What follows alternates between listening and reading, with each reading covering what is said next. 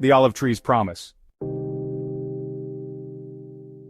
In the heart of Palestine, in a small village cradled by rolling hills, stood an ancient olive tree. Its roots stretched deep into the soil, intertwining with the memories of generations. The villagers called it al-Zeitoun, the mother of olives, a silent witness to their joys, sorrows and struggles. Among the villagers was a young boy named Youssef, a dreamer with eyes as bright as the stars that graced the Palestinian night. He often sat beneath the olive tree listening to his grandmother Khaled recount stories of their ancestors. Khaled, this tree is older than the mountains around us. It's seen our land flourish, our people unite, and yes, our hearts break. But it stands tall, Youssef, no matter what happens. It's a symbol of our resilience. Youssef dreamed of a day when his village would know peace. He imagined running freely through the fields, the air unbroken by the hum of drones or the echoes of conflict. He envisioned schools filled with laughter, homes rebuilt, and olive harvests celebrated without fear. But the reality around him was harsh. Checkpoints, demolitions, and curfews shaped their lives. One day, soldiers came to the village, marking homes and land for confiscation. Among the marked was al-Zeitoun. The villagers were devastated. The olive tree was not just a tree, it was their history, their identity, their hope.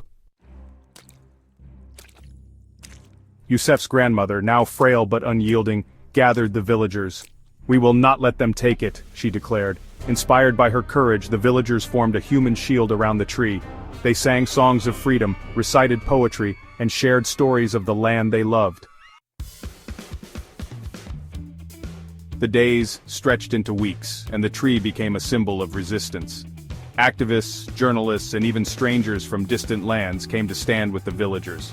The story of al-Zeitoun spread far and wide, igniting solidarity and hope. One night, under the cover of darkness, soldiers attempted to cut down the tree, but as their saws touched its bark, a thunderstorm erupted, as if the heavens themselves were protesting. Lightning illuminated the defiant faces of the villagers, standing firm even in the pouring rain.